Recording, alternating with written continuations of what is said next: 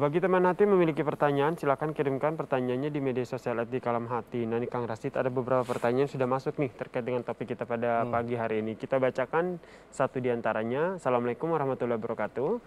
Kang Rashid, dengan cara apa kita bisa menghias hati kita agar tampak baik dan indah di mata Allah Subhanahu wa taala. Nah, jadi menghias di hati sehingga tampak baik di mata Allah, insya Allah pasti akan tampak baik juga di luarnya, di masyarakat ataupun di depan orang.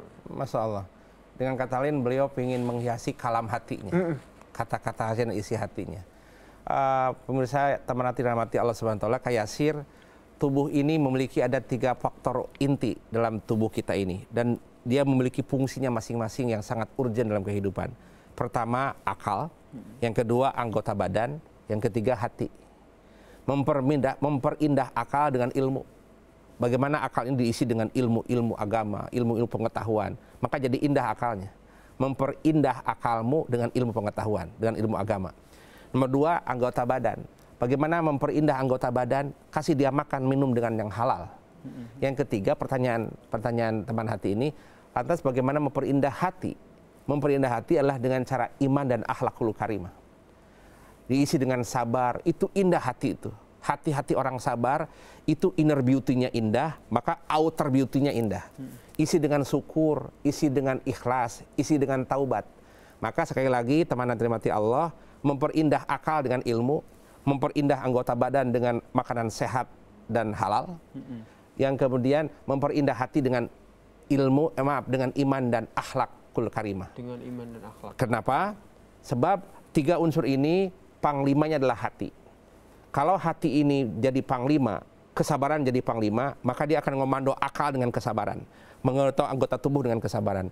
Karena hatimu adalah panglimamu. Hatimu adalah mataharimu di kehidupanmu. Kalau mata hatimu tidak indah, maka tutur katamu tidak indah. Postinganmu tidak indah, karena hatinya tidak indah. Maka karena itu memang untuk memperindah hati hanya dengan zikrullah, iman kepada Allah, dengan akhlakul karimah. Maka hati akan menjadi sehat walafiat. Sampai Nabi mengatakan, Kayasir, jadidu imanakum, selalulah perbaikilah, perindahlah keimananmu dengan la ilaha illallah. Bagaimana tidak indah, Kayasir? Hati yang sabar memeluk, hangat pelukannya. Hati yang syukur memberi, indah memberinya. Hati yang taubat ketika bermuamalah, itu tawadu. Karena akhlak itu cerminannya. Kalau harimau meninggalkan belang, ya. Kalau manusia meninggalkan akhlakul karimah.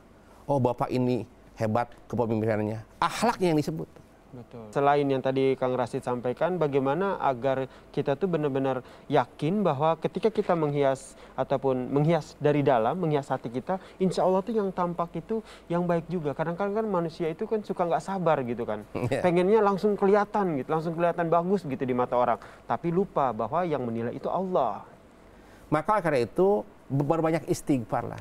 Hidupmu jadi tergerus oleh manusia, karena hidupmu hanya untuk Allah. Untuk Allah, engkau tidak perlu pengakuan manusia, engkau perlu pengakuan Allah. Punten, Allah Rasul menyampaikan, kalau isi dunia ini mengakuimu, isi dunia, makhluk, jin, tapi Allah tidak mengaku, engkau hina. Tapi kalau Allah mengakuimu, seisi manusia bumi ini akan hormat kepadamu. Sampai Sayyidina mengatakan, jika engkau takut kepada Allah, maka selain Allah takut kepadamu. Tapi jika engkau tidak takut kepada Allah, selain Allah berani kepadamu, termasuk anakmu berani kepadamu. Kuncinya satu, takut kepada Allah, selain Allah akan takut kepadamu. Kekuasaan takut kepadamu, hewan buas takut kepadamu, termasuk dunia takut kepadamu. Asal engkau takut kepada Allah. Tapi kalau engkau tidak takut kepada Allah, tidak mengharap penglihatan Allah, engkau akan dihina oleh manusia.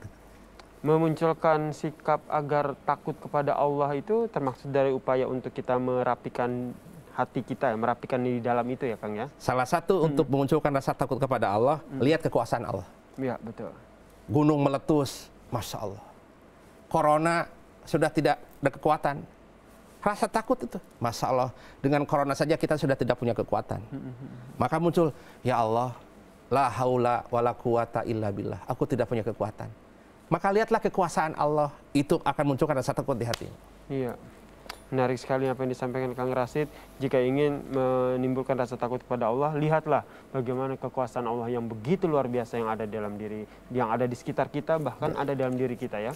Terima kasih Kang Rashid buat tausiahnya pada pagi hari ini. Semoga apa yang tadi disampaikan oleh Kang Rashid ini bisa kita terapkan dalam kehidupan kita sehari-hari, bisa kita jadikan sebagai bahan renungan, tidak hanya menghias yang di luar saja, apa itu yang tampak saja, tapi yang terpenting adalah menghias hati kita, karena Allah menilai dari apa yang ada di hati kita.